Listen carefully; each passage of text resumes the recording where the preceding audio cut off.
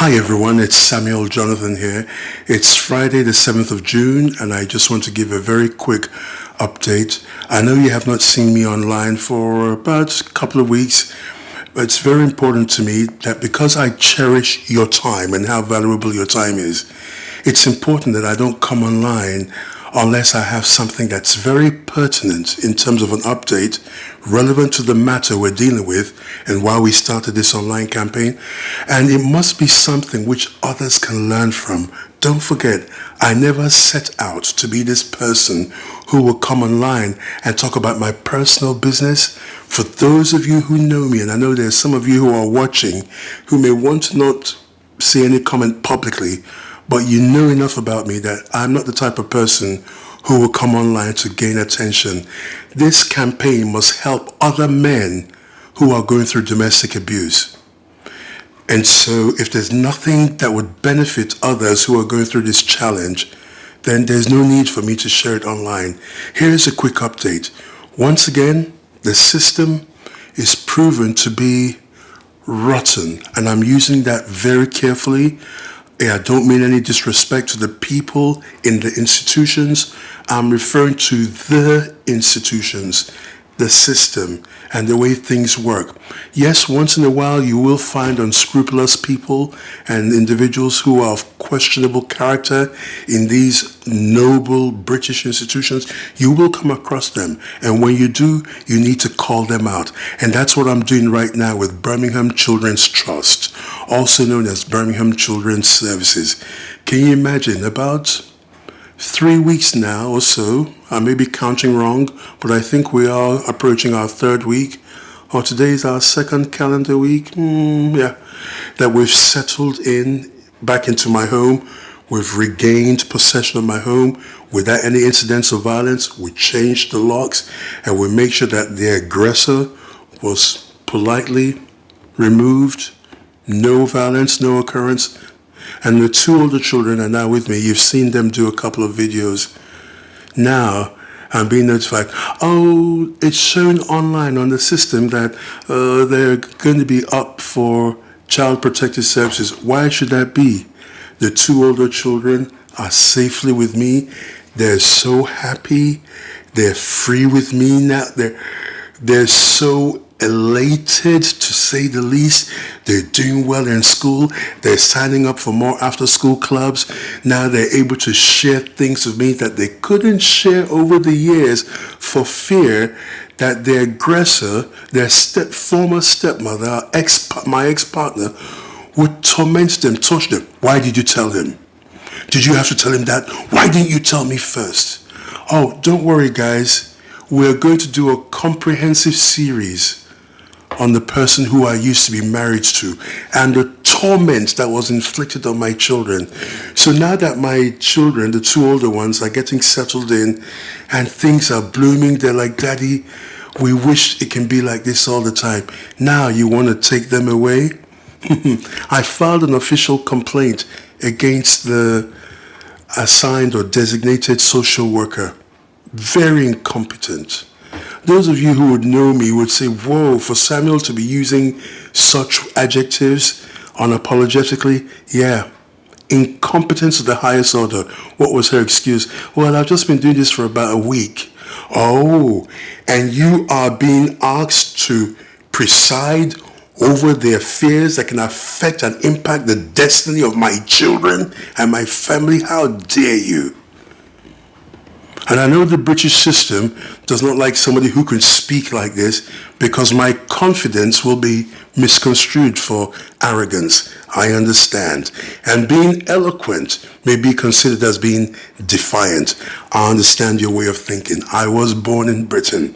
However, after traveling around the world and living in different parts of the world and being a global citizen, I realize that there's some things that need to be told as it is because a closed mouth cannot get fed. And so I am speaking up.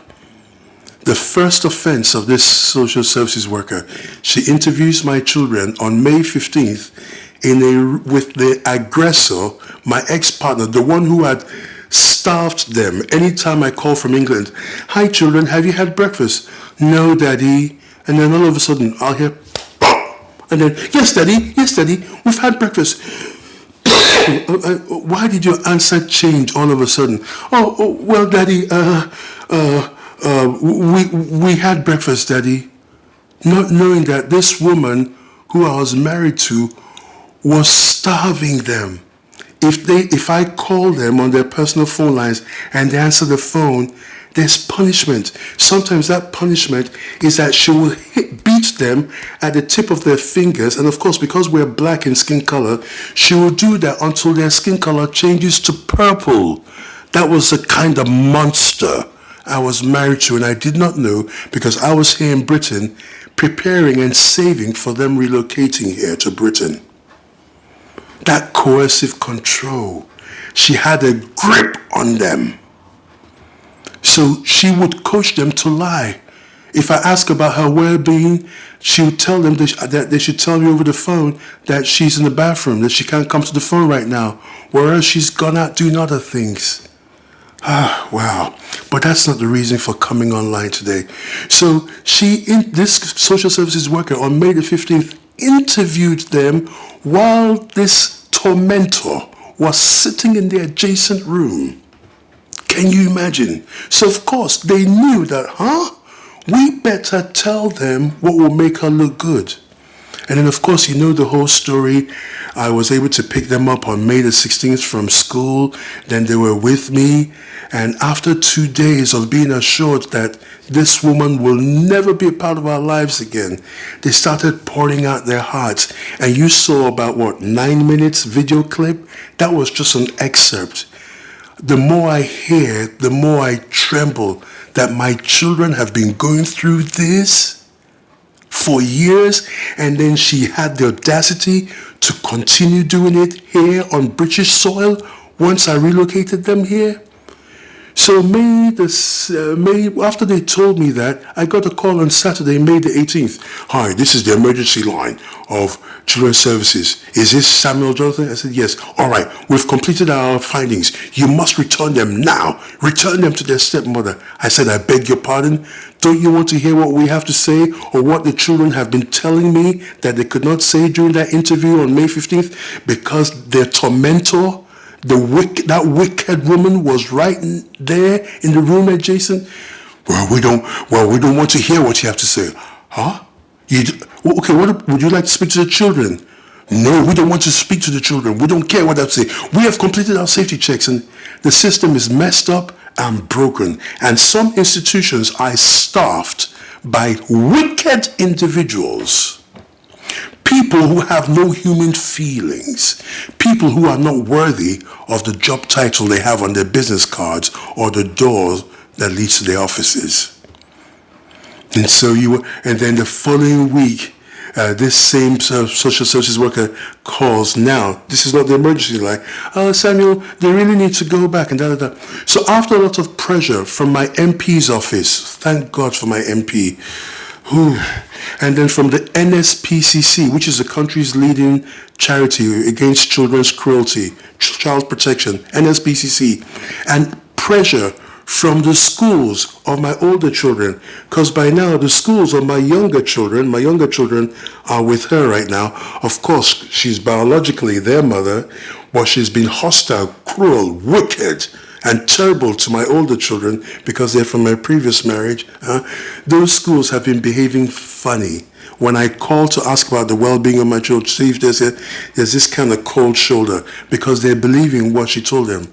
So there's been a lot of incompetencies. This social services worker would not even sit down with me and have a chat with me or come visit.